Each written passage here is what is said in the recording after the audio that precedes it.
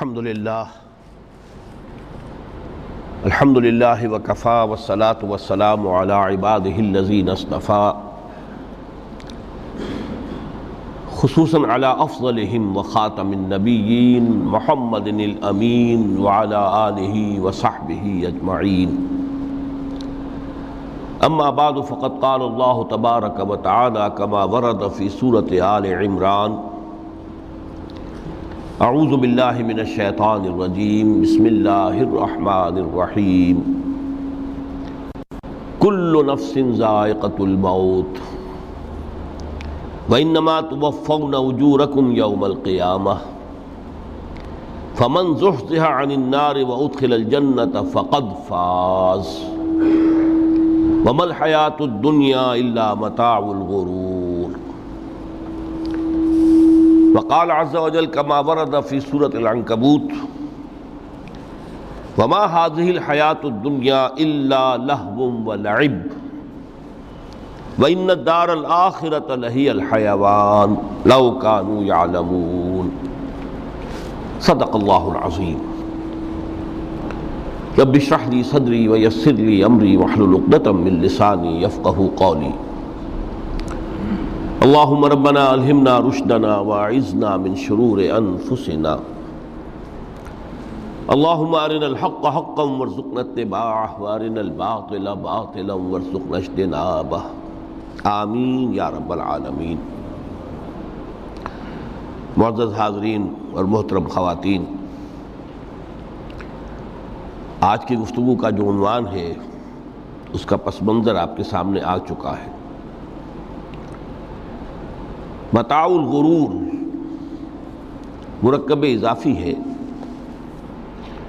دھوکے کا سامان، اور یہ ترکیب قرآن مجید میں دو جگہ وارد ہوئی ہے۔ ایک تو سورہ آل عمران کی آیت 185 ہے جو میں نے ابھی تلاوت کی ہے، اور ایک پھر سورہ حدید کی آیت نمبر 20 ہے جس کا تذکرہ میں بعد میں کروں گا۔ دو مقامات پر متاع الغرور، دھوکے کا سامان، اس حیات دنیاوی کو قرار دیا گیا ہے۔ وَمَا الْحَيَاةُ الدُّنْيَا إِلَّا مَتَاعُ الْغُرُورِ، یہ دنیا کی زندگی سوائے دھوکے کے سامان کے اور کچھ نہیں۔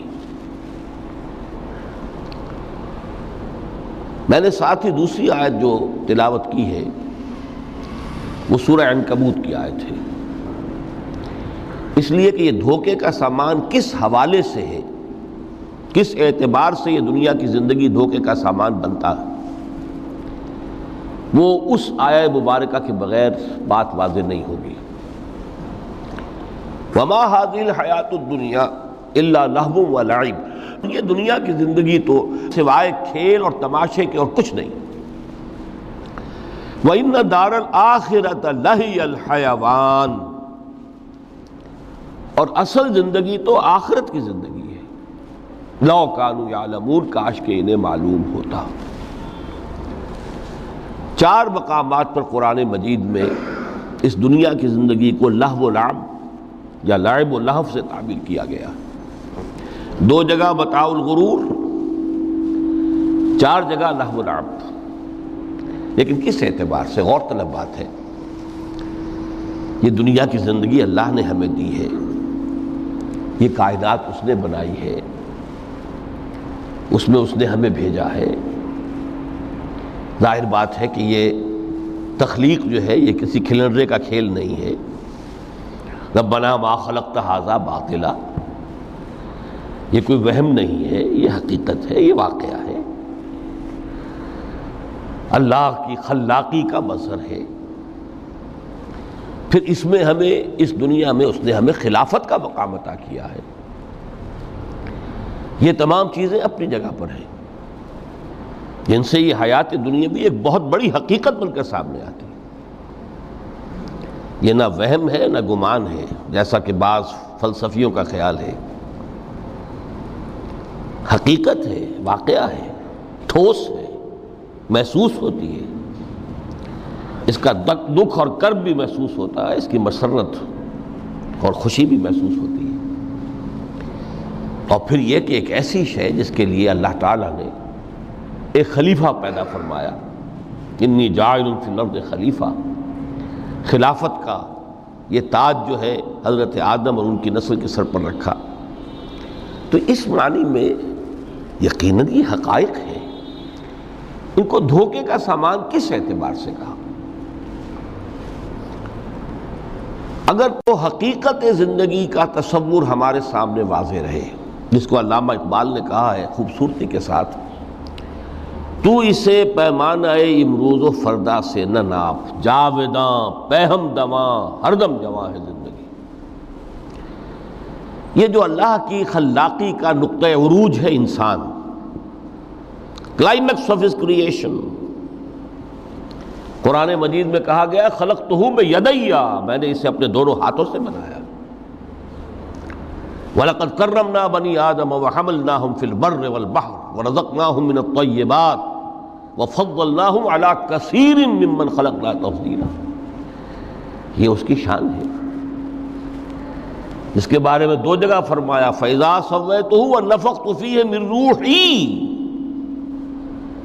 یہ روحی مرکب اضافی، خاص اللہ اپنی ذات کی طرف اس روح کو منسوب کر رہا ہے جو حضرت آدم میں پھونکی گئی، روحی، جب میں اس میں اپنی روح میں سے پھونک دوں فَقَعُوا لَهُ سَاجِدِينَ، تو گر پڑنا اس کے سامنے سجدے میں۔ اور آپ کو معلوم ہے قرآن مجید میں کس شد و مت سے اور کس تکرار کے ساتھ یہ بات واضح کی گئی کہ تمام ملائکہ سجدے میں گر گئے، نو ایکسیپشن۔ فَسَجَدَ الْمَلَائِكَةُ كُلُّهُمْ أَجْمَعُونَ، تین الفاظ جو ہیں تاکید کے لیے، سجدہ کیا الملائکہ، حصر ہے، الف لام لام حصر ہے، تمام فرشتوں نے سجدہ کیا۔ پھر کہیں تمہیں مغالطہ نہ رہ جائے کہ شاید جبرائیل نہ ہو اور بڑے نہ اسرافیل، نہیں، کلہم، سب کے سب۔ پھر مزید کہیں تمہیں شبہ نہ رہ جائے اجمعون، سب نے سجدہ کیا۔ وہ انسان جو ہے اس کی زندگی یہ 30 35 40 50 60 70 80 برس نہیں ہے، اس کی زندگی بہت طویل ہے، بہت طویل ہے۔ میں آج اس حیات انسانی کے دو پہلو تو وہ ہیں جو اکثر لوگوں کے علم میں ہیں، حیات دنیاوی یعنی دنیا میں پیدائش سے لے کر موت تک، یہ ایک وقفہ ہے۔ پھر یہ کہ اس کے بعد حیات اخروی ہے جس کا آغاز ہو جائے گا عالم برزخ سے، پھر بعث بعد الموت ہے، پھر حیات اخروی، یہ سب جانتے ہیں۔ لیکن یہ کہ اس دنیا میں آنے سے پہلے بھی ہم ایک زندگی گزار آئے ہیں، اور بدقسمتی سے اس کا تصور بہت کم لوگوں کو حاصل ہے۔ اور عہد حاضر کے جو ریشنلسٹ قسم کے اقلیت زدہ میں کہتا ہوں انہیں، یا اقلیت گزیدہ، اقلیت سے ڈسے ہوئے لوگ، وہ ان چیزوں سے اباع کرتے ہیں، دور بھاگتے ہیں۔ ہماری پہلی تخلیق ہوئی تھی عالم ارواح میں، الارواح جنود مجندہ، لشکروں کے لشکر تھے۔ آدم سے لے کر آخری انسان جو دنیا میں پیدا ہوگا قیامت تک، سب کی ارواح عالم ارواح میں پیدا کر دی گئی۔ وہاں عہد لیا گیا الست بربکم قالوا بلا، کیا میں تمہارا رب نہیں ہوں، مالک نہیں ہوں؟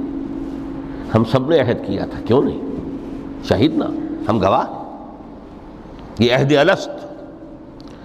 اور ظاہر بات ہے کہ عہد جو ہوتا ہے جب تک انسان کو اپنی ذات کا شعور نہ ہو، خود شعوری نہ ہو، آپ دنیا میں معاہدہ کرتے ہیں تو کہتے ہیں کہ بقائمی ہوش و حواس میں یہ عہد کر رہا ہوں، معاہدہ کر رہا ہوں، تو ظاہر بات ہے کہ اس وقت ہم تھے اور ہوش و حواس کے ساتھ تھے، خود شعوری کے ساتھ تھے، لیکن صرف ارواح تھی، جسد نہیں تھے۔ اور یہی ہے وہ مقام جس کے بارے میں حضور نے سے جب پوچھا گیا کہ متى وجبت لک النبوۃ یا رسول اللہ، اللہ کے رسول آپ کو نبوت کب ملی؟ تو آپ نے فرمایا والآدم بین الماء والطین، ابھی آدم کا حیولہ جو ہے ابھی گارا گوندھ ہی رہا تھا، پانی اور گارے کے درمیان ہی تھے آدم، کہ میں اس وقت بھی نبی تھا۔ عالم خلق کا ابھی آغاز نہیں ہوا، ابھی عالم ارواح میں بھی جو تمام ارواح ہیں وہ اپنی امتیازی شان کے ساتھ ہیں۔ روح محمدی صلی اللہ علیہ وسلم، جس سے اگر نور محمدی کہیں تو غلط نہیں ہے، اس لیے کہ ارواح کا جو مادہ تخلیق ہے وہ نور ہے، جیسے فرشتوں کا مادہ تخلیق نور ہے۔ مسلم شریف میں حضرت عائشہ صدیقہ رضی اللہ تعالیٰ عنہ سے روایت موجود ہے، اللہ نے فرشتوں کو نور سے پیدا کیا۔ روح، فرشتے روح ہیں، ارواح ہیں، روح القدس، روح الامین، اور ارواح انسانیہ بھی روح ہے، یہ سب ان کا مادہ تخلیق نور ہے۔ اس وقت ہم پیدا کیے گئے، صرف ارواح کی شکل میں ہم سے عہد لیا گیا اور پھر سلا دیا گیا۔ یہ پہلی موت تھی جو ہم پر وارد ہوئی ہے اس دنیا میں آنے سے پہلے، اس لیے کہ سورہ مومن کی ایک آیت میں فرمایا گیا ہے کہ جہنم میں لوگ جو ہیں فریاد کریں گے، ربنا امتنا اثنتین واحییتنا اثنتین فاعترفنا بذنوبنا فہل الی خروج من سبیل۔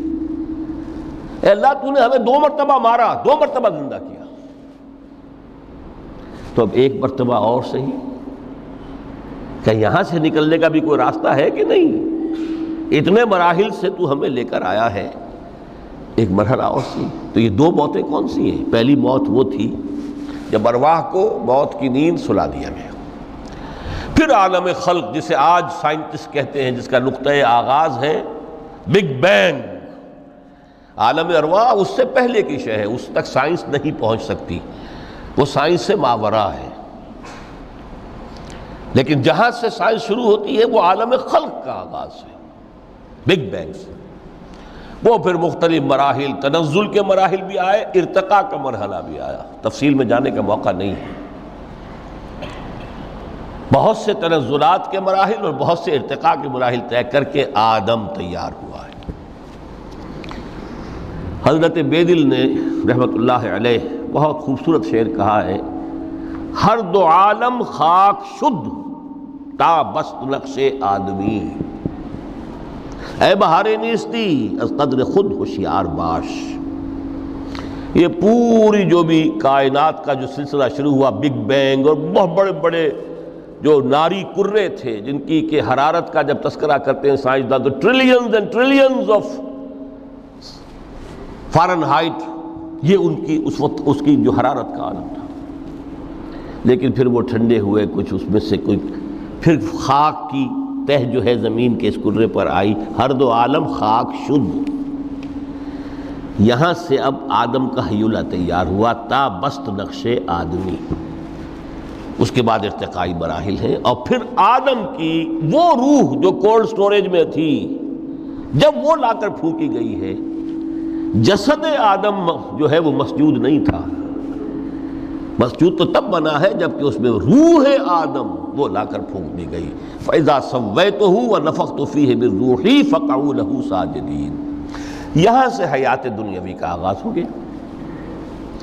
پھر وہ سلسلہ تناسل ہے، آدم اور حوا کی نسل میں سے ہر بچہ 4 ماہ کے بعد جب اس کا ایک حیولہ رحم مادر میں تیار ہو جاتا ہے، حدیث ہے متفق علیہ عبداللہ ابن مسعود سے رضی اللہ تعالی عنہ، اور جس کے اندر آغاز میں وہ کہتے ہیں کہ حضور نے ہمیں یہ بتایا، وَهُوَ الصادق المصدوق، دیکھنا تم کہیں شک میں نہ پڑ جانا، محمد کون ہے؟ الصادق المصدوق، جو سچے ہیں، جن کی سچائی کی اللہ گواہی دیتا ہے، کہ رحم مادر میں 40 دن تم نطفے کی شکل میں ہوتے ہو، پھر 40 دن علقہ کی شکل میں ہوتے ہو، پھر 40 دن تو مضغہ کی شکل میں ہوتے ہو، پھر اللہ تعالیٰ فرشتے کو بھیجتا ہے جو اس میں روح پھونکتا ہے۔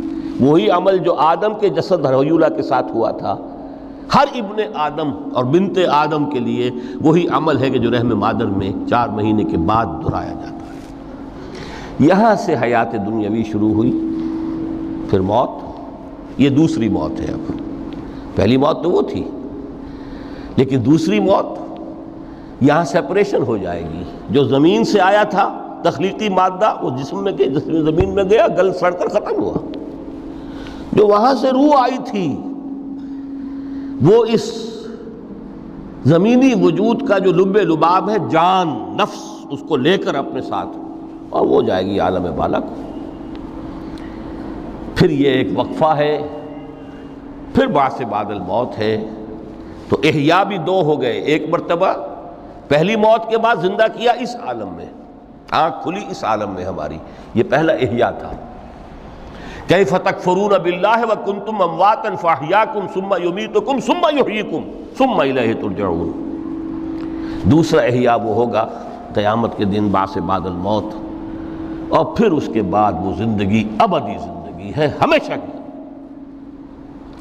یہ تصور سامنے رکھیے۔ تو یہ جو تھوڑا سا وقفہ، یہ تو زندگی بہت طویل ہے، تو اسے پیمانہ امروز و فردا سے نہ ناپ، جاویداں پہم دماں، ہر دم جواں ہے زندگی۔ اس میں یہ وقفہ جو ہے، خلق الموت والحیات لیبلوکم ایکم احسن عملا، یہ اس جسد کے ساتھ اس روح کا اتصال، اور یہ 30 40 50 60 70 80 100 برس کی عمر، یہ ایک وقفہ ہے، یہ امتحانی وقفہ ہے، تمہیں جانچا جا رہا ہے، پرکھا جا رہا ہے۔ ایکم احسن عملا، اس کو بھی اقبال نے اسی نظم میں خوب بیان کیا ہے کہ قلزم ہستی سے تو ابھرا ہے مانند حباب، اس زیاں خانے میں تیرا امتحان ہے زندگی۔ اب اگر تو دو چیزیں انسان پر واضح رہیں، اور نہ صرف واضح رہیں، مستحضر رہیں۔ واضح تو ہو جاتی ہے ایک چیز، پھر آدمی بھول جاتا ہے، تو کوئی فائدہ نہیں دیتا اس کے۔ مستحضر ایک یہ کہ اصل زندگی آخرت کی زندگی ہے، طویل ہے۔ بل توسرون الحیات الدنیا والآخرۃ خیر وابقیٰ کلا بل تحبون العاجلہ وتذرون الآخرہ، تم اس عاجلہ کو پسند کرتے ہو، اس دنیا کی زندگی کو تم ترجیح دیتے ہو، جبکہ آخرت ہے جو باقی رہنے والی ہے، ابدی۔ اگر تو یہ معلوم ہو، جیسا کہ سورہ عنکبوت کی آیت کے حوالے سے میں نے آپ کو آیت سنائی کہ وما هذه الحیات الدنیا الا لہو ولعب وان الدار الاخرۃ لہی الحیوان لو کانوا یعلمون، اصل زندگی جو ہے وہ آخرت کی زندگی ہے، کاش کہ انہیں معلوم ہوتا۔ ایک حقیقت تو یہ معلوم ہو اور مستحضر رہے کہ اصل زندگی آخرت کی زندگی ہے، اور دوسری حقیقت یہ کہ یہ دنیا کی زندگی ایک امتحانی وقفہ ہے۔ قلزم ہستی سے تو ابھرا ہے مانند حباب، اس زیاں خانے میں تیرا امتحان ہے زندگی۔ یہ مستحضر رہے تو اس کا نتیجہ کیا نکلے گا؟ انسان دنیا پرست نہیں بنے گا۔ متاع ہے دنیا، برتنے کی چیز ہے۔ وما هذه الحیات الدنیا الا متاع، برتنے کی چیز ہے، برتو اسے۔ اب میں یہاں آپ کو کچھ حدیثیں بھی سنا دینا چاہتا ہوں۔ ایک حدیث میں حضور نے عجیب نقشہ کھینچا ہے، مالی ولی دنیا، لوگوں مجھے تمہاری اس دنیا سے کیا سروکار، انما مثلی کراکب استظل تحت شجرۃ ثم راح فترکھا، میری مثال تو اس سوار کسی ہے جو تھوڑی دیر کے لیے کسی درخت کے سائے میں سستانے کے لیے رک جاتا ہے، وہ اس درخت کو اپنی منزل نہیں سمجھتا، اپنا گھر نہیں سمجھتا، تھوڑی دیر کا سستانا ہے، پھر وہ اس درخت کو خیر بات کہتا ہے، اپنا راستہ لیتا ہے، اپنی منزل کی طرف رواں ہو جاتا ہے۔ بس اتنا تعلق، منزل یاد رہے۔ چنانچہ ایک دوسری بڑی پیاری حدیث ہے، بہت مختصر بھی ہے، انما الدنیا خلقت لکم وانتم خلقتم للآخرہ، دیکھو یہ دنیا تمہارے لیے بنائی گئی ہے۔ خلق لکم ما فی السماوات و ما فی الارض، قرآن مجید کہتا ہے۔ اس لیے میں نے کہا تھا خلافت ہمیں دینی تھی تو سب کچھ ہمارے لیے بنایا گیا ہے نا، یہ محفل سجائی گئی ہے ہمارے لیے، یہ سب ہمارے لیے بنایا گیا ہے، پورے عالم کو مسخر کیا گیا ہمارے لیے۔ سخر لکم، سورج بھی چاند بھی ہر چیز تمہارے لیے مسخر کی گئی ہے۔ انما الدنیا خلقت لکم، وَأَنْتُمْ خُلِقْتُمْ لِلْآخِرَةِ، لیکن تمہاری تخلیق ہوئی ہے، تمہیں بنایا گیا ہے، تمہیں پیدا کیا آخرت کے لیے۔ یہ منزل یاد رہے، میرا ٹھکانہ وہ ہے، میرا گھر وہ ہے، میری منزل وہ ہے، یہ راہ گزر ہے، یہ سفر ہے، یہ ایک وقفہ ہے، امتحانی وقفہ ہے۔ خلق الموت والحیات لیبلوکم ایکم احسن عملا۔ لیکن اب تیسری حدیث سنیے، اور یہ ہے وہ کہ جو اس دنیا کو جو میں نے شروع میں کہا تھا، بڑی ٹھوس حقیقت ہے، یہ اللہ کی تخلیق ہے، سنجیدہ تخلیق ہے، ہم نے کوئی کھیل کود کے لیے تو نہیں بنایا ہے۔ ربنا ما خلقت ھذا باطلا، حضور فرماتے ہیں الدنیا مزرعۃ الآخرہ، دنیا آخرت کی کھیتی ہے، یہاں بوؤ گے تو وہاں کاٹو گے، یہاں بوؤ گے نہیں تو کاٹو گے کیا خاک؟ اس اعتبار سے غور کیجئے، یہ دنیا اور حیات دنیاوی کا ایک ایک لمحہ ایک بڑی عظیم حقیقت بن کر سامنے آتا ہے۔ ہماری حیات دنیاوی کا ایک ایک لمحہ ابدی ہے، پوٹینشلی، کیوں کہ اس میں جو کچھ ہم کما رہے ہیں اس کے نتائج ابدی زندگی پر پھیلے ہوئے ملیں گے۔ تو گویا کہ یہ جو ہے، یہ گھڑی محشر کی ہے، طور سے محشر میں ہے، بیشتر غافل عمل کوئی اگر دفتر میں ہے، یہاں کا ایک ایک لمحہ تمہارے لیے بہت قیمتی ہے، یہاں بو، محنت کرو، کاشت کرو تاکہ وہاں کاٹ سکو۔ الدنیا مزرعۃ الآخرہ۔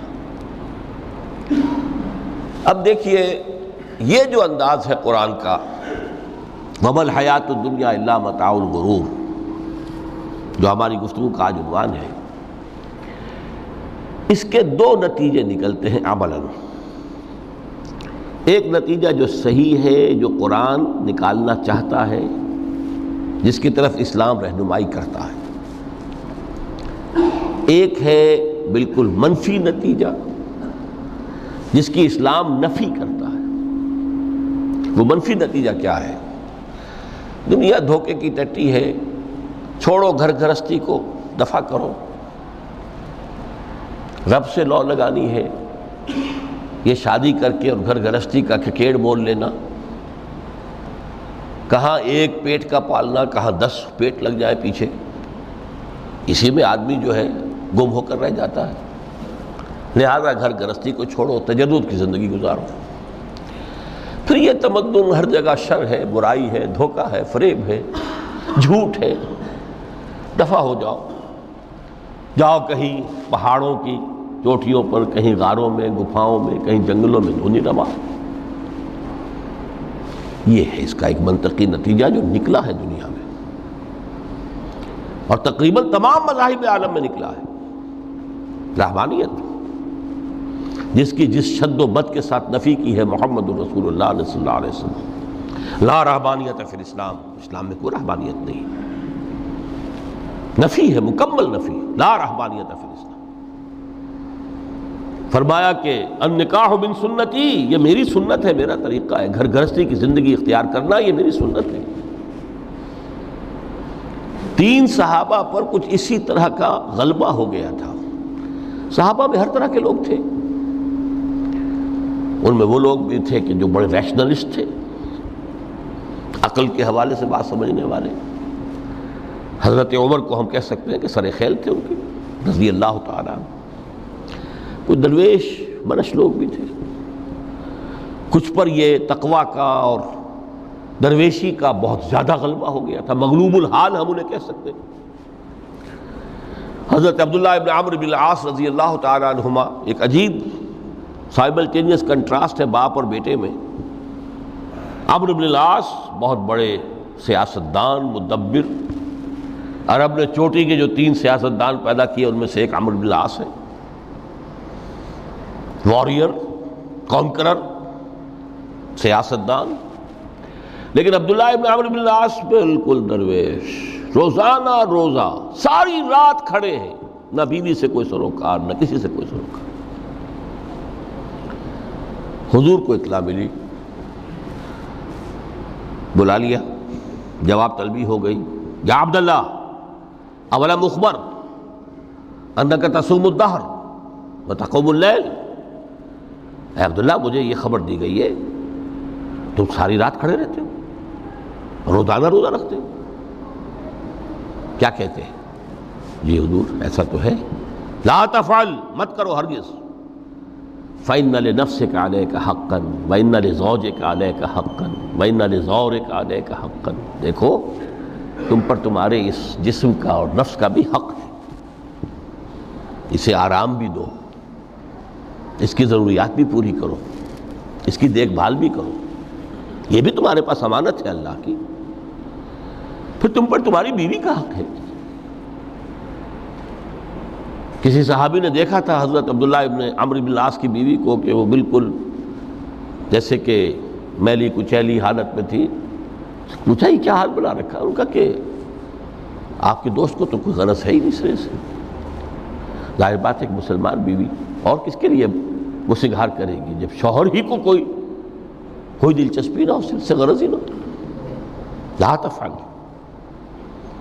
رات کو سو بھی، دیکھو مجھے میں رات کو سوتا بھی ہوں، نماز پڑھتا بھی ہوں، میں روزے رکھتا بھی ہوں، ناغے بھی کرتا ہوں۔ دیکھو زیادہ سے زیادہ ہفتے میں دو دن روزے رکھ لیا کرو کہ حضور مجھے اور تھوڑی سی اجازت، اچھا ایک دن ناغا ایک دن روزہ، صوم داؤد، اس سے آگے کی اجازت نہیں۔ اسی طرح 3 حضرات سراسراہتن آتا ہے حدیث میں، بخاری شریف کی روایت ہے، ان پر بھی کوئی ایسا ہی غلبہ ہوا رہبانیت کا اور ترک دنیا کا۔ انہوں نے آ کے ازواج مطہرات سے معلوم کیا آپ کتنی رات نماز پڑھتے ہیں، کتنا دو سوتے ہیں، مہینے میں کتنے آپ روزے رکھتے ہیں نفلی۔ انہوں نے کوئی وہاں تو کھلی کتاب تھی سیرت محمدی صلی اللہ علیہ وسلم، جو کچھ تھی حقیقت بیان کر۔ اب دیکھیے ایک عجیب ذہنیت، انہوں نے دیکھا کہ یہ تو کم ہے، ان کے اندازے کے اعتبار سے تو بہت کم ہے، لیکن یہ کہ اپنے آپ کو ذرا تسلی، حضور کی تو کوئی ضرورت نہیں ہے، آپ تو معصوم ہیں، آپ کے سے کوئی گناہ نہیں ہوا، کوئی خطا نہیں ہوئی، آپ کے لیے تو یہ اتنی عبادت ہمارے لیے تو کافی نہیں ہے، ہم تو گناہ گار ہیں۔ ایک نے عہد کیا کہ میں کبھی نہیں سوؤں گا، رات بھر کھڑا رہوں گا۔ دوسرے نے کہا کبھی ناغا نہیں کروں گا، ہر روز روزہ رکھوں گا۔ تیسرے نے کہا میں شادی بیاہ کے کھکیڑ میں پڑوں گا نہیں۔ حضور کو اطلاع مل گئی، طلب فرمایا، ڈانٹا آپ نے، آپ لوگوں نے یہ کہا ہے؟ جی ہاں ہم نے کہا تو ہے۔ واللہ، خدا کی قسم میں تم میں سب سے بڑھ کر متقی ہوں، لیکن میں رات کو سوتا بھی ہوں اور نماز بھی پڑھتا ہوں، روزے رکھتا بھی ہوں، ناغے بھی کرتا ہوں، میری گھر گرستی کی زندگی ہے، میری بیویاں ہیں۔ من رغب عن سنتی فلیس منی، یہ ٹکڑا جو جوڑ دیا جاتا ہے نکاح کے خطبے میں اس حدیث کے ٹکڑے کے ساتھ، یہ 2 علیحدہ حدیث ہیں بالکل، النکاح من سنتی، اور یہ ٹکڑا اس طویل حدیث کا ہے، من رغب عن سنتی فلیس منی، جو میری سنت کو پسند نہیں کرتا پھر اس کا مجھ سے کوئی تعلق نہیں۔ یہ تو میں نے احادیث کے حوالے سے آپ کو وہ جو منفی طرز عمل، گریز، دنیا سے تعلق منقطع کرنا، پسپائی، گریز، فرار، اور اس کا نتیجہ کیا نکلتا ہے کہ دنیا پھر شریروں کے لیے رہ گئی، کھیلیں کودیں عیش کریں۔ جو سلیم الفطرت نیک لوگ تھے وہ تو گئے، لہذا ان کو اب کوئی روک ٹوک کرنے والا ہی نہیں، کوئی پوچھنے تاشنے والا نہیں، ظالم جو چاہے ظلم کریں اور جس طرح چاہیں شریر جو ہے شرارتیں کریں۔ قرآن مجید میں سورہ حدید اس اعتبار سے نہایت عظیم صورت ہے، نہایت عظیم صورت ہے کہ وہاں یہ آیت بھی بہت ہی شاندار انداز میں آئی ہے، متاع الغرور والی، خاصی طویل آیت بن کر آئی ہے، اور جیسا کہ میں نے عرض کیا 4 جگہ تو حیات دنیاوی کو کہا گیا ہے صرف لہو و لعب یا لعب و لہو،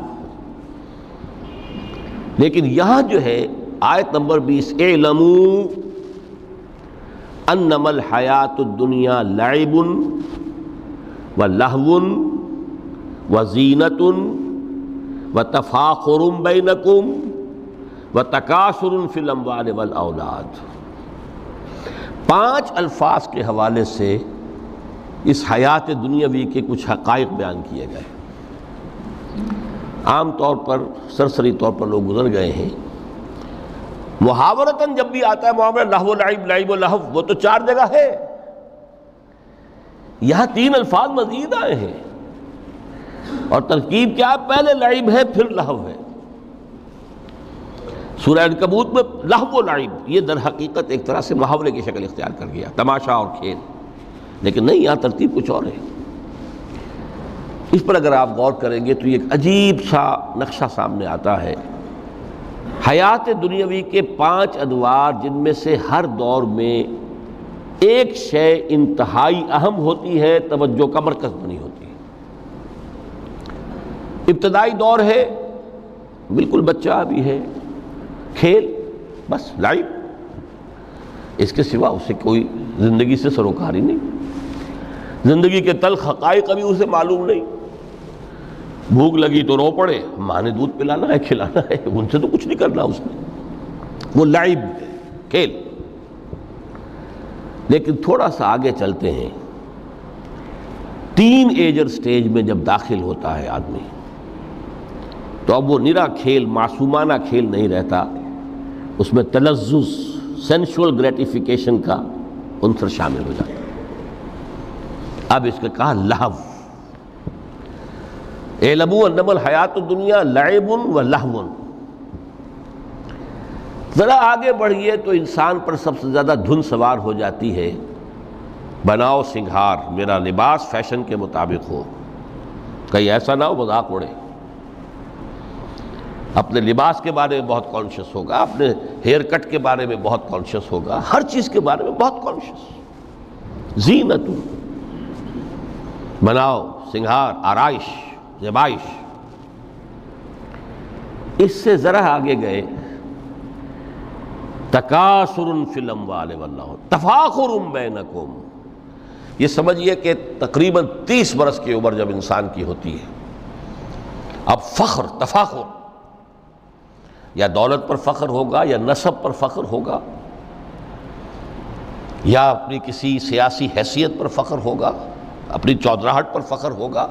تفاخر بینکم، جس میں جان میں چونکہ توانائی ہوتی ہے، قوت ہوتی ہے، لیکن اس کے بعد جب عمر ڈھلی، بڑا ریئلسٹک ہو جاتا ہے انسان۔ پھر یہ جو 4تھی سٹیج تھی، اس میں تو یہ کہ مونچھ نیچی نہ ہو، چاہے سب کچھ میں اپنا خرچ کر دوں، داؤ پہ لگا دوں، لیکن مونچھ نیچی نہیں ہوگی۔ آخری سٹیج وہ ہوتی ہے کہ پھر ہوکا لگ جاتا ہے آدمی کو، تکاثر فی الاموال والاولاد، مال اور اولاد کی کثرت کثرت کثرت۔ اب یہ ہوتا ہے کہ مونچھ نیچی کیا، مونڈ بھی دی جائے تو کوئی حرج نہیں، مال آنا چاہیے، ویری ریئلسٹک۔ اور اسی حال میں انسان ہوتا ہے۔ آخری پارے کی صورت نے پھر اس میں ایڈ کر کے اس کے اوپر مہر لگا دی، الہاکم التکاثر حتی زرتم المقابر۔ یہ تکاثر جو ہے پیچھا نہیں چھوڑتا۔ اتنی دولت بھی ہے کہ آپ کی 10 نسلیں کھا سکے اطمینان سے بیٹھ کر، تب بھی صبر نہیں ہوتا۔ بڑے میاں کی ٹانگیں جو ہیں وہ قبر میں لٹکی ہوئی ہیں، لیکن تکاثر جو ہے، تکاثر مال، وہ پیچھا نہیں چھوڑتا۔ حتی زرتم المقابر، یہاں تک کہ قبر تک جا پہنچے، قبر میں اتار دیا جائے، جب تک ٹانگیں صرف لٹکی ہوئی ہیں اس وقت تک نہیں۔ اس کے بعد تشبیہ دی ہے کہ یہ حیات دنیاوی کا جو ایک سائیکل ہے، اعلموا انما الحیات الدنیا لعب و لہو و زینت و تفاخر بینکم و تکاثر فی الاموال والاولاد۔ اب اس کو کمپیئر کیا ہے پلانٹ کنگڈم میں جو سائیکل چل رہا ہے۔ یہ ہمارا سائیکل ہے 60-70 برس کا، بچہ پیدا ہوا، خوشیاں منائی گئیں، پھر وہ لڑکپن سے، پھر ٹین ایجر سٹیج سے، پھر جوانی ہے، پھر ادھیڑ عمر ہے، اور پھر بڑھاپا ہے، اور پھر قبر میں اتارا جانا ہے۔ لیکن یہ کہ پلانٹ کنگڈم میں سائیکل چلتی ہے، کمثل غیث اعجب الکفار نباتہ ثم یہیج فتراہ مصفرا ثم یکون حطاما۔ یہ 4 سٹیج ہیں۔ جیسے بارش برستی ہے تو سبزہ نمودار ہوتا ہے، اور کاشتکار کو بڑا اچھا لگتا ہے، اس نے بیج بویا تھا، اس نے محنت کی تھی، اس نے ہل چلایا تھا، اعجب الکفار نباتہ، اس کو بہت اچھا لگتا ہے، دل باغ باغ ہو جاتا ہے۔ جیسے آپ کے ہاں بیٹا ہوا پوتا ہوا خوشیاں مناتے ہیں آپ. کمثل غیث اعجب الکفار نباتہ ثم یہیج، پھر وہ فصل اپنی پوری قوت کو پہنچتی، فصل لہرا رہی ہے. فتراہ مصفرا، پھر وہ زرد ہو جاتی ہے. وہ ہریاول اب ختم ہوئی، اب فصل پک گئی ہے، اب وہ زردی پر آ گئی ہے. ثم یکون حطاما، پھر وقت آتا ہے اگر وہ خضرو گھاس ہے تو پھر وہ چورا چورا ہو کر پھر وہ مٹی میں مل جاتی ہے، اور اگر فصل ہے تو کھیتی کٹ گئی، اس کے بعد کیا رہ گیا وہاں؟ وہ چورا ہی رہ جاتا ہے باقی. یہ لائف کا سائیکل چل رہا ہے، 3 مہینے کا ہو 4 مہینے کا ہو، یہ ہے پلانٹ کنگڈم کا، وہ ہے سائیکل انسانی زندگی کا. اب فرمائی ٹیپ کی بات جو ہے، وَفِي الْآخِرَةِ عَذَابٌ شَدِيدٌ وَمَغْفِرَةٌ مِّنَ اللَّهِ وَرِضْوَانٌ. دیکھو دنیا کی زندگی تو ان سٹیجز سے ہو کر گزری جانی ہے. جو پیدا ہوا ہے اس پر بڑھاپا بھی آئے گا، موت بھی آئے گی. کل نفس ذائقۃ الموت، جو سورہ آل عمران کی 185ویں آیت کا پہلا جملہ تھا. ہر انسان کو جو پیدا ہوا موت آ گئی.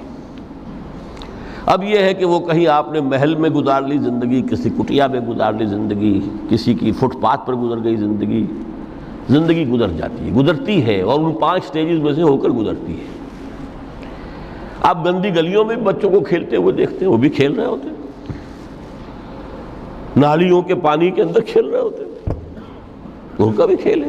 گندے جوہڑ میں کھیل رہے ہوتے ہیں. وہ تو ہے زندگی کی وہ سٹیج جو ہے کھیل کی ہے. کسی کے پاس بڑے قیمتی کھلونے ہیں، ان سے کھیل رہا ہے، کوئی اس طرح گلی ڈنڈا کھیل رہا ہے یا کچھ اور کھیل رہا ہے. لیکن وہ 5 سٹیجز تو آئیں گی. اعلموا انما الحیات الدنیا لعب ولہو وزینۃ وتفاخر بینکم وتکاثر فی الاموال والاولاد کمثل غیث اعجب الکفار نباتہ ثم یہیج فتراہ مصفرا ثم یکون حطاما وفی الآخرۃ عذاب شدید ومغفرۃ من اللہ ورضوان. آخرت میں جا کر یہ بائیفرکیشن ہو جانی ہے، یا تو شدید عذاب اور یا اللہ کی مغفرت اور رضا. Now the choice is yours، اما شاکرا و اما کفورا، فیصلہ تم خود کر لو. وما الحیات الدنیا الا متاع الغرور، یہاں بھی آخری الفاظ وہ ہے کہ دنیا کی زندگی دھوکے کے سوا کچھ نہیں. کیوں؟ اگر تو دنیا کی زندگی میں گم ہو گئے، جیسے کہ اقبال نے کہا ہے کہ کافر کی یہ پہچان کے آفاق میں گم ہے، اور مومن کی یہ پہچان کہ گم اس میں ہے آفاق. دنیا میں رہو، طالب دنیا نہ بنو، طالب عقبہ، طالب آخرہ. دنیا میں رہو، برتو، استعمال کرو، تمہارے لیے پیدا کیا گیا، بھائی برتو. متاع ہے، برتنے کی شے ہے. ہاں حلال اور حرام کی پابندیاں سامنے رکھو، باقی برتو. مطلوب یہ نہ ہو، مقصود یہ نہ ہو، مطلوب آخرہ ہو. انما الدنیا خلقت لکم وانتم خلقتم للآخرہ. منزل وہ رہے، مستحضر رہے، سامنے رہے کہ میں تو اجنبی ہوں، یہاں یہ میرا وطن نہیں ہے. الدنیا سجن المومن و جنت الکافر.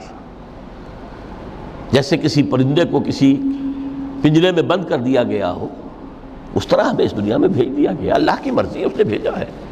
جب تک وہ چاہتا ہم رہیں گے یہاں، لیکن ہمارا دل یہاں نہیں لگے گا. بازار سے گزرا ہوں، خریدار نہیں ہوں. طالب دنیا نہ ہو تب تو یہ کوئی دھوکے کا سودا نہیں، قطعاً نہیں، بالکل نہیں.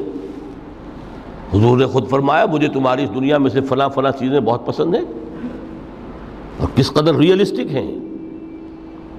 آپ نے عورتوں کے بارے میں فرمایا مجھے اس دنیا سے پسند ہے عورت. کوئی تصنع اور کوئی بھی تکلف اور کوئی خلاف فطرت بات نہیں کی محمد رسول اللہ صلی اللہ علیہ وسلم. آنکھوں کی ٹھنڈک میری نماز میں ہے، مجھے خوشبو پسند ہے. عورت کی طرف بھی آپ کا رجحان تھا. قرآن مجید میں آتا ہے نا، اے نبی اب کوئی اور نکاح آپ نہیں کریں گے. وَلَوْ أَعْجَبَتْكَ حُسْنُهُنَّ، چاہے ان کا حسن جو ہے وہ آپ کو اچھا لگے، اب اجازت نہیں ہے مزید، بس فل سٹاپ. جتنے نکاح ہو چکے ہو چکے.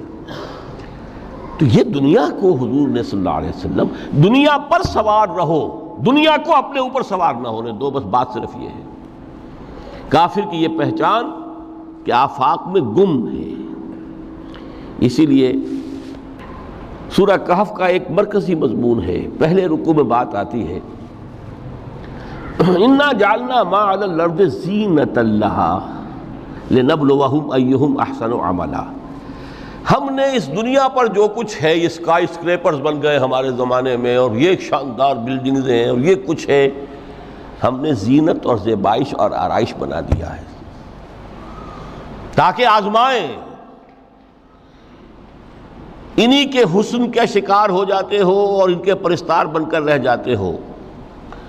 رخ روشن کے آگے شمع رکھ کر وہ یہ کہتے ہیں ادھر جاتا ہے دیکھیں یا ادھر پروانہ آتا ہے، پھر بھی اللہ ہی کے عاشق بنے رہو، اللہ ہی سے محبت کرو تو کامیاب ہو گئے، دنیا کو برتو۔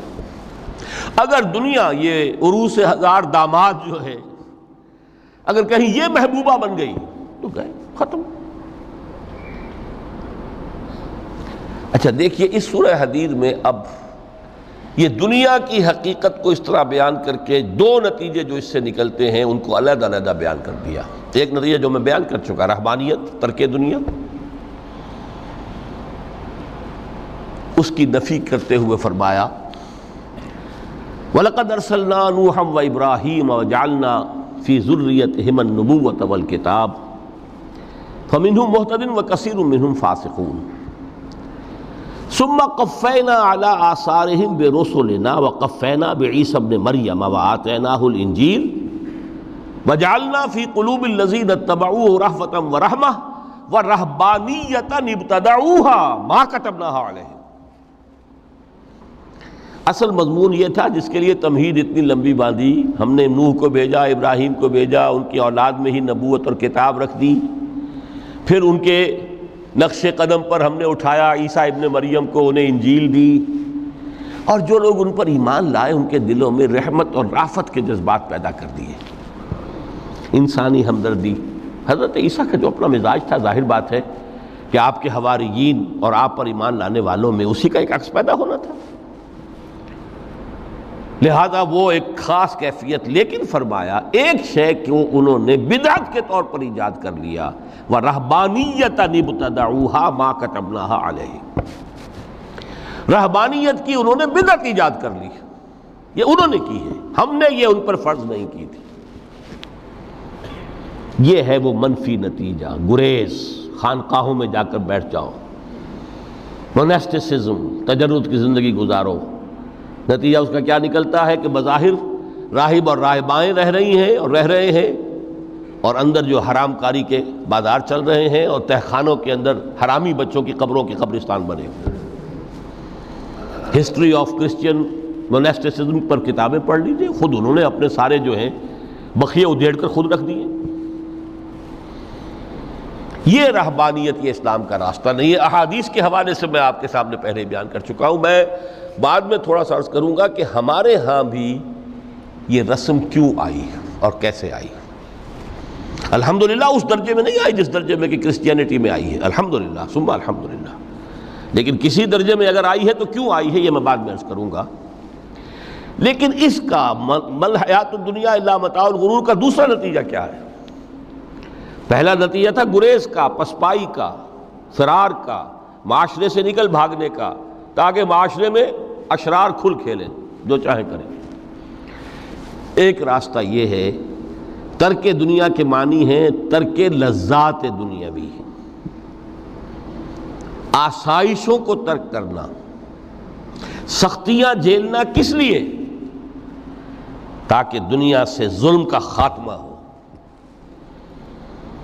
باطل کا تختہ الٹ دیا جائے، ظلم کا استیصال۔ ظاہر بات ہے ظالم آسانی سے ظلم نہیں چھوڑے گا،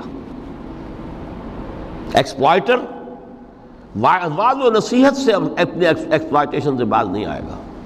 شاذ ہوتے ہیں اس طبقے کے اندر بھی، یقیناً کچھ سلیم الفطرت لوگ ہوتے ہیں، جیسے طبقہ اشرافیہ سے تھے حضرت ابو بکر رضی اللہ تعالیٰ عنہ، سلیم الفطرت انسان تھے، وہ کوئی غلاموں کے طبقے سے تو نہیں تھے، کوئی فقراء کے مساکین کے طبقے میں سے نہیں تھے، اونچے طبقے میں سے تھے، عشرہ مبشرہ اکثر و بیشتر اس طبقے سے تھے۔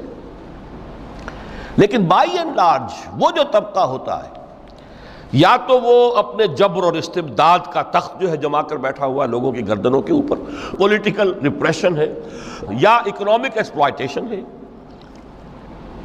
استحصال، محنت لوگ کریں کھائیں گے ہم، عیش ہم کریں گے، محنت کسان کریں جا کے کھیت میں، ہم لے آئیں گے اپنا حصہ اور عیش کریں گے،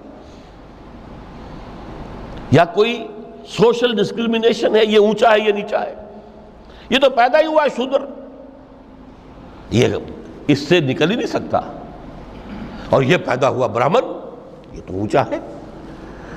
اس تینوں قسم کے ظلم، اس کا خاتمہ کرنا، اس کے لیے جد و جہد کی ضرورت ہے، جہاد کی ضرورت ہے، قتال کی ضرورت ہے، اور جہاد و قتال آپ نہیں کر سکتے جب تک کہ لذات دنیاوی سے کنارہ کشی نہ کریں، جب تک کہ اپنی بیلٹ کو ٹائٹ نہ کریں، جب تک کہ اپنی ضروریات زندگی کو کم نہ کریں۔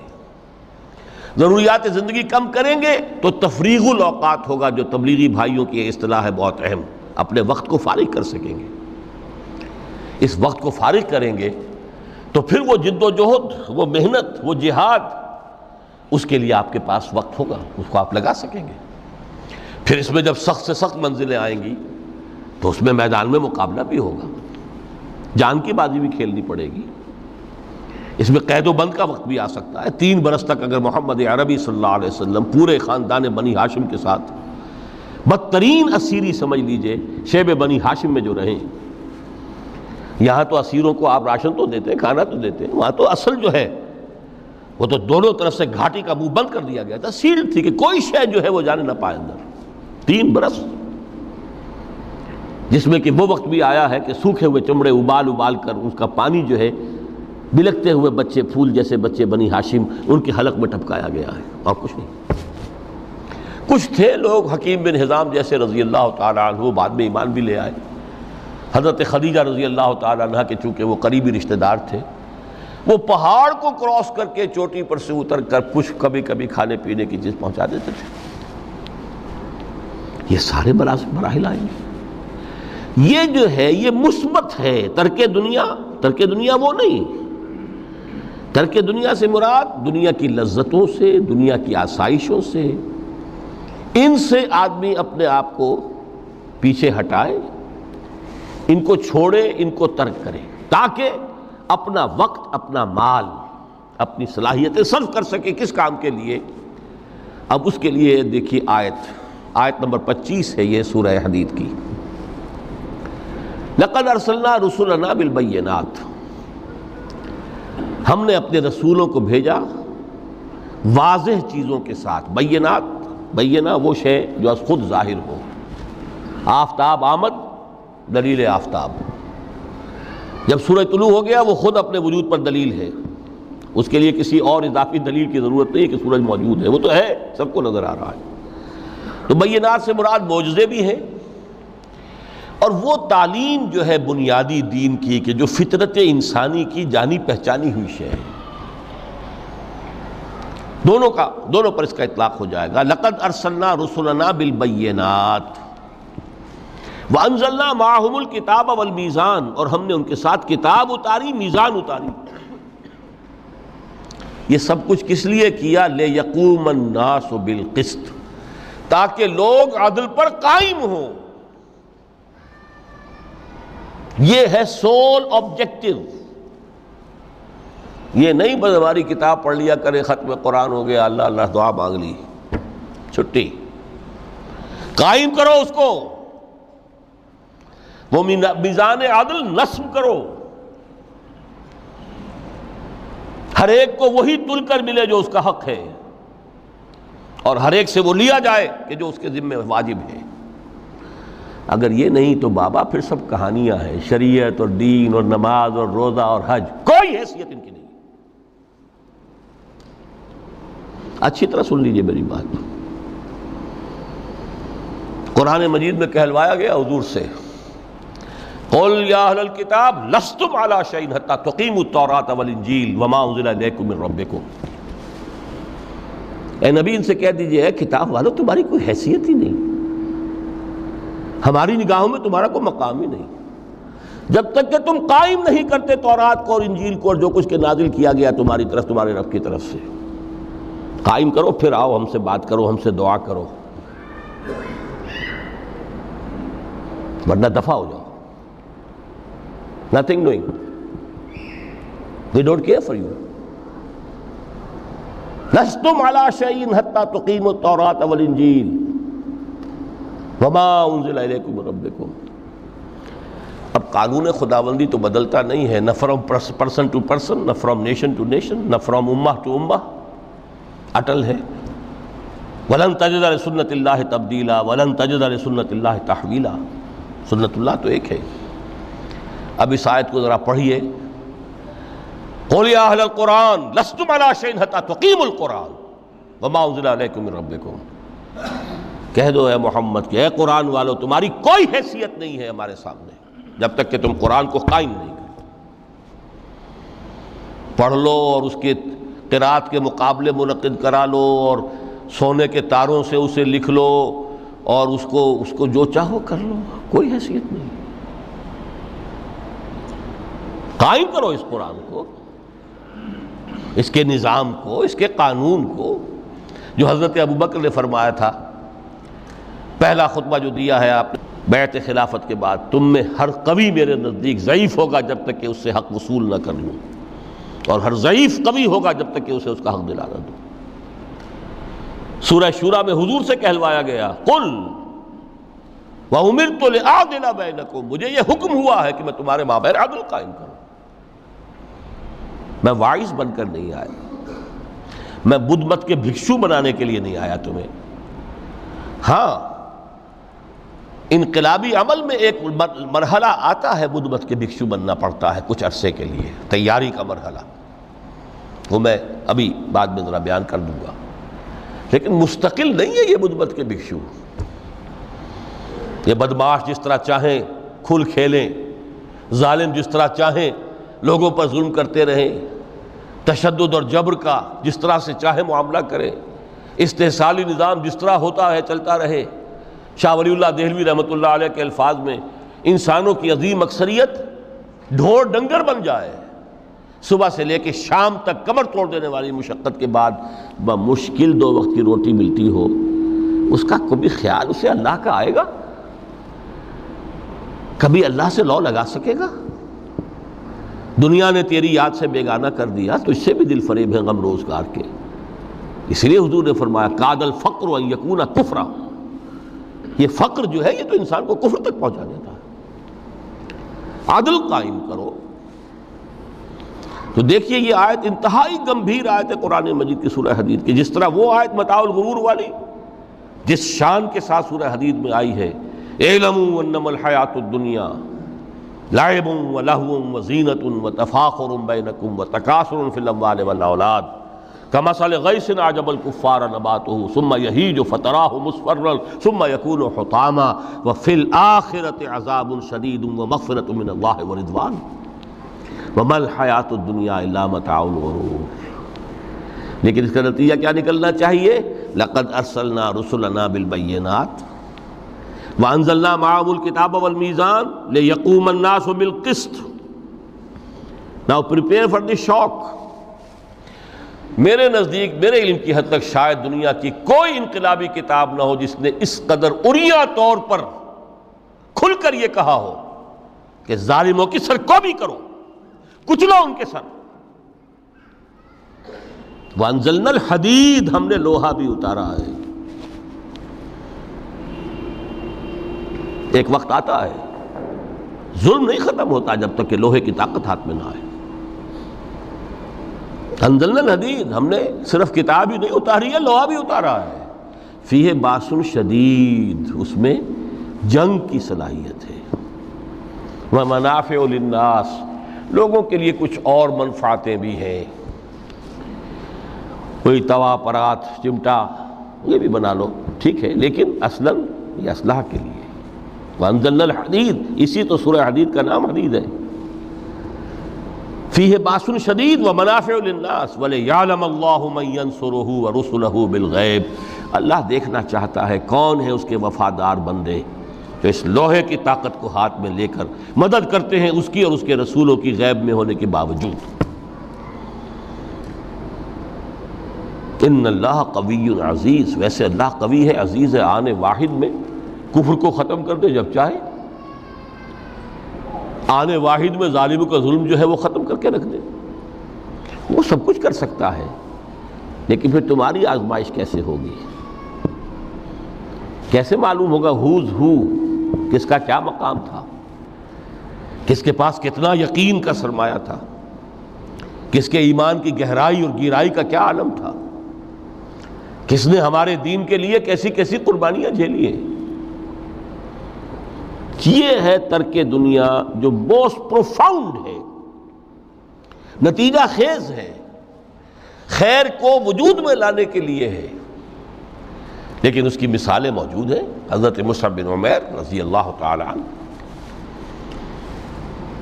ایام جاہلیت میں کہا جاتا ہے ان کا جوڑا جو ہے شام سے تیار ہو کر آتا تھا، جیسے کبھی مشہور ہے کہ پنڈت نہرو کا بھی کپڑے سل کر آتے تھے پیرس سے۔ موتی لال نہرو کا بیٹا، اور موتی لال نہرو وہ تھا کہ وائس رائے کی پہلی کار آئی ہے ہندوستان میں تو دوسری کار موتی لال کی آئی، اس کا بیٹا، اس کے کپڑے پیرس سے سل کر آتے تھے۔ مصعب بن عمیر کے کپڑے شام سے تیار ہو کر آتے تھے، اور وہ ہمیشہ عطر میں بسے ہوئے ہوتے تھے۔ جہاں سے گزر گئے معلوم ہوا کہ پوری گلی جو ہے وہ مہک اٹھی، معلوم ہو جائے کہ مصعب گزرا ہے یہاں سے۔ ایمان لائے محمد رسول اللہ پر صلی اللہ علیہ وسلم۔ باپ فوت ہو چکا تھا، اس کی چھوڑی ہوئی دولت تھی، ماں تھی، لیکن وہ خاندان کا نظام، چچا تھا سربراہ، وہ بدترین کافر۔ اس نے پہلے سمجھایا ہوگا 100 طریقے آزما کے، پھر آخری بار اس نے آزمایا کہ جس دولت کے اوپر تم عیش کر رہے ہو یہ تمہارے مشرک باپ کی دولت ہے، نکل جاؤ گھر سے۔ انہوں نے سمجھا تھا جیسے سورہ صافات میں آتا ہے فَأَرَادُوا بِهِ كَيْدًا فَجَعَلْنَاهُمُ الْأَسْفَلِينَ۔ انہوں نے حضرت ابراہیم کے بارے میں سمجھا تھا جب دیکھیں گے کہ آگ تیار ہو رہی ہے اور یہ اس میں مجھے ڈال دیں گے تو سب یہ نشہ حرن ہو جائے گا، یہ توحید وحید سب ہوا ہو جائے گی۔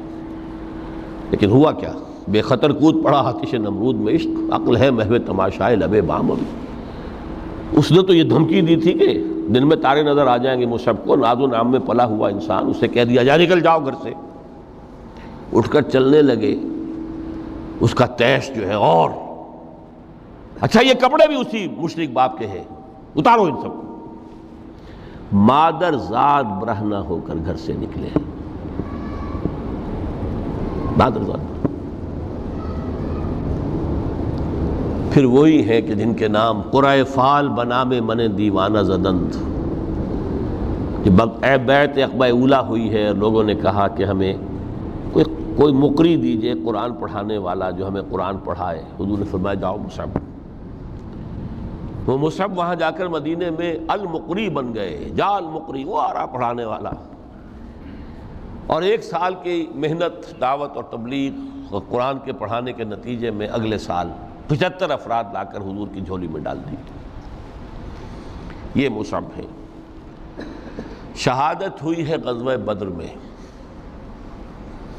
ایک مرتبہ اس سے پہلے کا واقعہ بھی ہے کہ حضور مسجد میں تشریف فرماتے، سامنے سے حضرت مصعب گزرے، ایک پھٹا ہوا سا کمبل جسم کے گرد لپیٹا ہوا تھا۔ حضور کی آنکھوں میں آنسو آ گئے۔ از کجا تاب کجا، یہ دیوانہ جو ہے اللہ کا اور رسول کا اور دین کا کہاں سے کہاں پہنچا ہے۔ غزوہ احد میں علم ان کے ہاتھ میں ہے، جس ہاتھ میں علم ہے وار پڑا، کٹ گیا، دوسرے سے پکڑا، اس کو بھی کٹ گیا، پھر دونوں جتنے بچ گئے تھے حصے ان سے سنبھالا، پھر شہید ہو گئے۔ جسم پر صرف ایک چادر تھی، اوپر سے جسم ننگا تھا، صرف ستر کے لیے چادر۔ دفن کرنے لگے تو مسئلہ ہی پیش آ گیا کہ چونکہ شہید کے تو کفن جو ہے اس کا اپنا جو بھی لباس پہنا ہو شہادت کے وقت۔ حضور سے کہا گیا کہ حضور مصعب کی چادر تو اتنی چھوٹی ہے کہ سر ڈھانپتے ہیں تو پیر کھل جاتے ہیں، پیر ڈھانپتے ہیں تو سر کھل جاتا ہے۔ فرمایا سر کو چادر سے ڈھانپ دو اور پیروں پر اذخر گھاس لا کر ڈال دو، یہ آخری لباس نصیب ہوا ہے۔ یہ ترک دنیا ہے۔ ترک دنیا بئی معنی مثبت عمل کے لیے، جہاد کے لیے، قتال کے لیے، اللہ کی راہ میں جد و جہد کے لیے اپنے معاشی معاملے کو پیچھے رکھنا، کم کرنا، کم سے کم تر کرتے چلے جانا، اور زیادہ سے زیادہ وقت، زیادہ سے زیادہ مال، زیادہ سے زیادہ صلاحیت نکالتے چلے آنا دین کی جد و جہد کے لیے۔ یہ ہے در حقیقت کہ جو ترک دنیا ہے پروفاؤنڈ، نتیجہ خیز ظلم کے استحصال کے لیے، حق کا بول بالا کرنے کے لیے، عدل کے نظام کو برپا کرنے کے لیے یہ جد و جہد کی جائے، یہ ہے مثبت نتیجہ کہ جس کی طرف قرآن ہمیں لانا چاہتا ہے۔ ورنہ آج اقبال نے جو کہا کہ اسی قرآن میں ہے اب ترک جہاں کی تعلیم، جس نے مومن کو بنایا مہو پرویں کا امیر۔ ہمارے ہاں بھی وہ خانقاہی نظام آیا، اگرچہ اس درجے نہیں آیا، یہ واقعہ ہے۔ کرسچن منسٹسزم نے جس طرح کی شکلیں اختیار کی تھی وہ ہمارے یہاں نہیں آیا، اللہ کا فضل ہے، اللہ کا شکر ہے، لیکن آیا ضرور ہے۔ وہ چیزیں مراقبے ہیں، ذکر ہیں، اشغال ہیں، پھر یہ کہ اس کے لیے یہ لطائف ہیں، جہاں حضور نے نہیں سکھائے کہ 5 لطائف ہیں، 6 لطائف ہیں، ہر ایک کی کوئی روشنی علیحدہ ہے، کوئی نیلی ہے، کوئی پیلی ہے، ٹھیک ہے، ہوگی، میں یہ نہیں کہتا کہ نہیں ہے۔ آکلٹ سائنسز کی اپنی ایک حقیقت ہے، لیکن ہمیں اس سے روک دیا گیا۔ یہ چیزیں ہمارے ہاں کیوں آئی ہیں؟ یہ ہے اصل میں کچھ لوگ جو اس پورے تصوف کے سلسلے کو کہہ دیتے ہیں کہ یہ ہے ہی خلاف اسلام اور یہ غلط ہے اور یہ بالکل ایک نیا دین ہے۔ نہیں، یہ بات نہیں، پوری ہمدردی کے ساتھ سمجھنا چاہیے کہ یہ کیوں آیا۔ دیکھیے، اصل جو سلوک محمدی تھا صلی اللہ علیہ وسلم، جو تصوف محمدی تھا، وہ تو یہ تھا جہاد، دعوت، جہاد، دین کا غلبہ، تن من دھن لگا دو، اسی میں ترک دنیا بھی آ گیا۔ اس لیے فرمایا لا رہبانیت فی الاسلام الا جہاد فی سبیل اللہ۔ اسلام کی رہبانیت یہی جہاد فی سبیل اللہ ہے۔ آخر لذتیں چھوڑنی پڑتی ہیں نا، گھروں کی آسائشیں چھوڑیں گے تبھی تو جائیں گے، میدان میں آئیں گے۔ اس حوالے سے جب خلافت راشدہ کا نظام ختم ہوا اور اب ایک ملوکیت کے دور کا آغاز ہو گیا، 3-4 اٹیمپٹس ہوئی ہیں اس کو ٹھیک کرنے کی۔ حضرت حسین ابن علی رضی اللہ تعالیٰ عنہ میدان میں آئے، شہید ہو گئے، دنیاوی اعتبار سے ناکام ہو گئے۔ عبداللہ ابن زبیر آئے رضی اللہ تعالیٰ عنہ، کچھ تھوڑی سی کامیابی ہوئی، سسٹین نہیں کر سکے، وہ بھی شہید کر دیے گئے۔ پھر حضرت زید آئے، پھر نفس زکیہ آئے، کوئی کوشش کامیاب نہیں ہوئی۔ اس نتیجے پر پہنچ گئے کہ یہ تو اب جو حکومت کی چھت ہے یہ تو ہے، اس کو تو اب ہم نہیں ہٹا سکتے۔ جب حکومت کو چھت کو نہیں ہٹا سکتے تو اب جہاد اور قتال کا راستہ تو بند ہو گیا ہے۔ تو مسلمان نا، کلمہ گو ہیں، چاہے خود فاسق و فاجر بھی ہوں، لیکن نافذ تو شریعت کے احکام کر رہے ہیں۔ اس حوالے سے ہاتھ بندھ گئے۔ اس وقت پھر یہ ہے کہ جو تزکیہ نفس کے لیے یہ طریقے اختیار کیے گئے، شارٹ آف جہاد فی سبیل اللہ، شارٹ آف قتال فی سبیل اللہ۔ یوں سمجھیے کہ اگر کوئی درخت جو ہے یہاں پر آپ اس کو اگائیں تو چھت تک تو وہ جائے گا، لیکن چھت کے اوپر چھت کو پھاڑ تو نہیں سکتا نا، وہ پھر مڑ جائے گا۔ یہ ڈیفلیکشن ہوئی ہے ہمارے ہاں، جس سے کہ یہ خانقاہی نظام وجود میں آیا۔ کچھ خیر تو لوگوں کو سکھاتے رہو، کچھ تزکیہ نفس کی تعلیم تو دیتے رہو، اور ان میں پھر یہ ہے کہ مشرق اور مغرب سے آنے والے نظریات اور طریقے جو ہیں وہ بھی شامل ہو گئے۔ ہندوستانی جو تصوف کے مختلف یہاں پر معاملات تھے، اور ادھر سے یونانی اور نیو پلیٹونک وہ نظریات آ گئے۔ لیکن آج کا دور جو ہے وہ سمجھ لیجئے 2 اعتبارات سے بہت مختلف ہو چکا ہے۔ اب پھر ضرورت ہے سلوک محمدی کی صلی اللہ علیہ وسلم۔ کیوں؟ اگرچہ حکومت مسلمانوں کی ہے لیکن اسلامی قانون نافذ نہیں ہے۔ اس وقت یہ تھا کہ حکومت مسلمانوں کی تھی، اگرچہ وہ اس معنی میں آئیڈیل اسلامی حکومت نہیں تھی کہ امرہم شورا بینہم، مسلمانوں نے منتخب کیا ہوتا، نہیں، وہ ایک موروثی نظام چل پڑا، ایک قبیلے کی عصبیت جو ہے وہ اس کے پشت پناہ بن گئی، ایک نظام چل رہا ہے، لیکن قانون اسلام کا نافذ تھا، قاضی تھے، مفتی تھے، فیصلے وہی ہو رہے تھے۔ آج یہ کہ اگرچہ حکومت مسلمانوں کی ہے، قانون جو ہے قرآن کا نافذ نہیں ہے۔ اور نمبر دو، آج انسان کا جو سوشل کانشسنس ہے، اجتماعی شعور، وہ ترقی کر کے اس سطح تک پہنچ چکا ہے کہ ہر شہری کو حق حاصل ہے کہ نظام کو بدلنے کی کوشش کرے۔ پہلے یہ ہوتا تھا کہ آپ نظام کی اصلاح کرنے کے لیے کھڑے ہوئے تو سمجھتے تھے کہ یہ حکومت کو ختم کرنا چاہتے ہیں، یہ باغی ہے۔ حضرت حسین کو باغی کہا گیا رضی اللہ تعالیٰ عنہ۔ اب باغی جو ہے واجب القتل ہے، اسی لیے تو آخر کلمہ گو تھے وہ جنہوں نے شہید کیا حضرت حسین کو رضی اللہ تعالیٰ عنہ۔ اس وقت تک یہ کانسیپٹ تھا ہی نہیں کہ اسٹیٹ علیحدہ شے ہے، گورنمنٹ علیحدہ شے ہے۔ We are against the government, not against the state. آج تصور جو ہے بالکل کلیئر کٹ ہو گیا ہے، ہم وفادار ہیں ریاست پاکستان کے، حکومت پاکستان کے نہیں۔ حکومت پاکستان کو بدلنا ہمارا حق ہے، اور اس بدلنے کے دو طریقے ہیں، یا ایک انتخابات کا ذریعہ ہے یا پھر ایجیٹیشن کا ذریعہ ہے، بشرطے کہ ایجیٹیشن پیسفل ہو،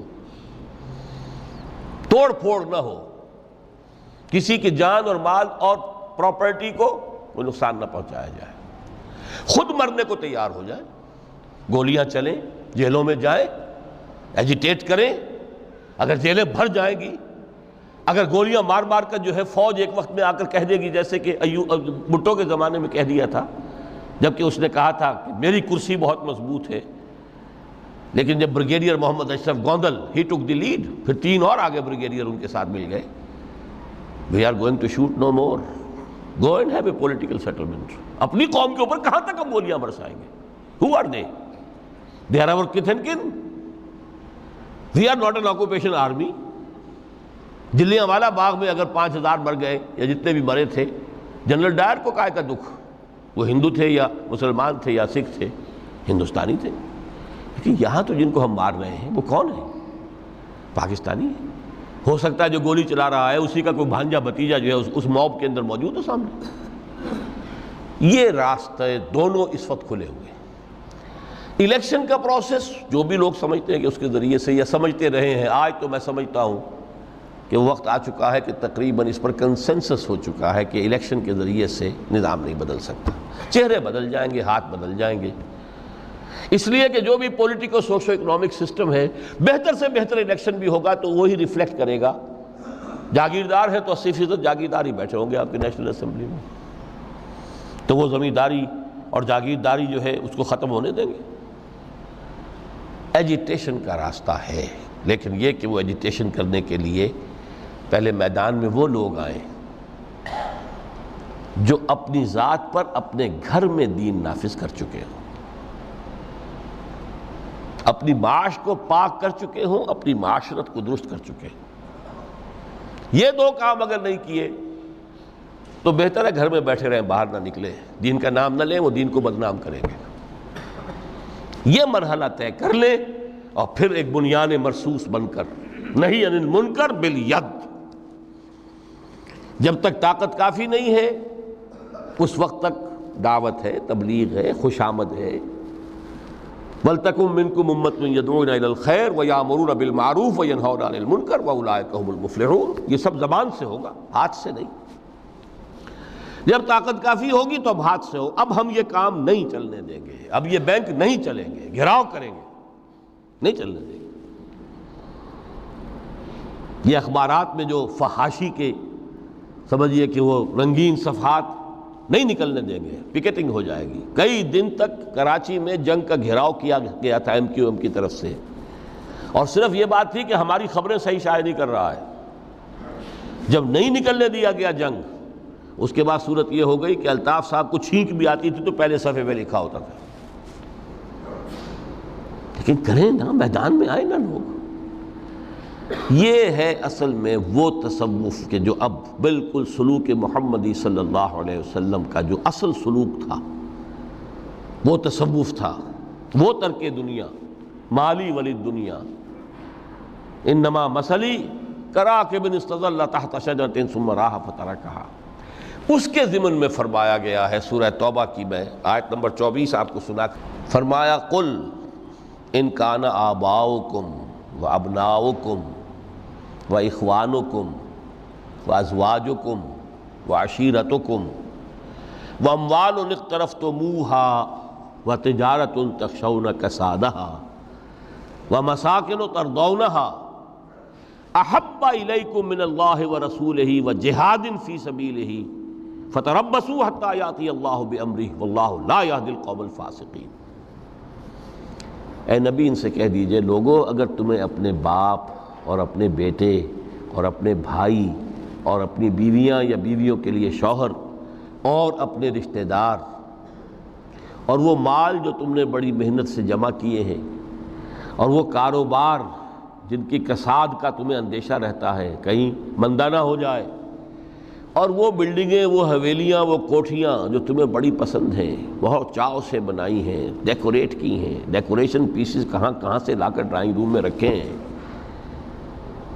اگر یہ 8 چیزیں محبوب تر ہیں اللہ سے اور اس کے رسول سے اور اس کی راہ میں جہاد سے، فتربصوا تو جاؤ انتظار کرو، دفع ہو جاؤ، بیٹھو ادھر، حتی یاتی اللہ بامرہ، یہاں تک کہ اللہ اپنا فیصلہ سنا دے، واللہ لا یہدی القوم الفاسقین، اللہ ایسے فاسقوں کو ہدایت نہیں دیتا۔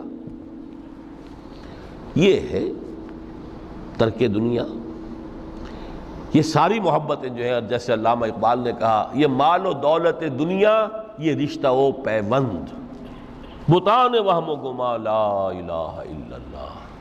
مال و دولت دنیا کی 3 چیزیں لے لی، وہ مال جو تم نے جمع کیے، ایسیٹس تمہارے، وہ کاروبار جن کا کہ تمہیں اندیشہ ہوتا ہے کہ کساد نہ ہو جائے، اور وہ تمہاری بلڈنگیں حویلیاں جو تمہیں بڑی محبوب ہیں، مال و اسباب دنیا، اور رشتہ و پیوند 5 گنوا دیے، باپ، بیٹا، بھائی، زوج یا زوجہ اور رشتہ دار۔ اگر یہ محبوب تر ہے اللہ سے، اس کے رسول سے، اس کی راہ میں جہاد سے، تو جاؤ دفع ہو جاؤ، فتربصوا، گو اینڈ ویٹ، یہاں تک کہ اللہ اپنا فیصلہ سنا دے۔ اللہ ایسے یہ فاسق جو ہیں ان کو زبردستی ہدایت نہیں دیتا، اللہ کا قاعدہ ہی نہیں، ہدایت اس کو دیتا ہے جو طالب ہدایت ہو۔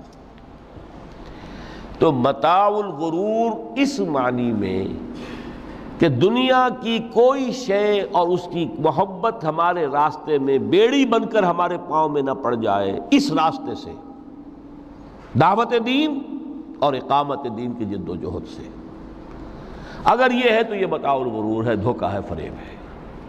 اگر یہ نہیں ہے، اس راستے پر آپ چل رہے ہیں، تو دنیا برتنے کی چیز ہے، استعمال کرو، دنیا ہی تو کھیتی ہے، یہی محنت کرو گے نا، اسی دنیا میں کوشش کرو گے، جہاد کرو گے، اسی دنیا میں دعوت اور تبلیغ کا کام کرو گے، یہی کھیتی ہے جس کی فصل تمہیں کاٹنی ہے جا کر قیامت میں۔ یہ دونوں پہلو ہمارے سامنے رہنے چاہیے۔ میں آپ حضرات کا بہت ممنون ہوں، آپ نے بہت توجہ سے میری باتوں کو سنا ہے۔ اللہ تعالیٰ جو کچھ کہا گیا ہے اس میں جو صحیح ہے، حق ہے، اس کے لیے دلوں کو کھولے، صرف ذہنوں کو نہیں، دلوں کو کھول دیں، اس لیے کہ دل کھلیں گے تو کوئی تبدیلی آئے گی۔ مولانا منظور نعمانی صاحب نے ایک دفعہ لکھا تھا بڑا پیارا جملہ کہ اصل تبدیلی دل کی تبدیلی ہوتی ہے۔ دماغ تو کرائے کا وکیل ہے، دلیلیں فراہم کر دیتا ہے، دل نے ادھر کا فیصلہ کیا، دماغ نے اسی کے لیے دلیلیں دے دی، دل ادھر جانا چاہتا ہے، دماغ اس کے لیے دلیلیں دے دے گا۔ وکیل وہی ہے، مدعی نے کر لیا تو اس کے حق میں دلائل کے انبار ہیں، اور اگر اسی مقدمے میں کہیں مدعا علیہ نے اس وکیل کو کر لیا ہوتا تو اس کے حق میں دلائل۔ تو اللہ تعالیٰ دلوں کو کھولے اور اس متاع الغرور کے پھندوں سے ہمیں نکل کر اصل محبت اللہ سے اور اس کی راہ میں جہاد سے، اور اصل مطلوب و مقصود زندگی آخرت کی، اس کی ہمیں توفیق عطا فرمائے۔ اقول قولی ھذا واستغفر اللہ لی ولکم ولسائر المسلمین والمسلمات۔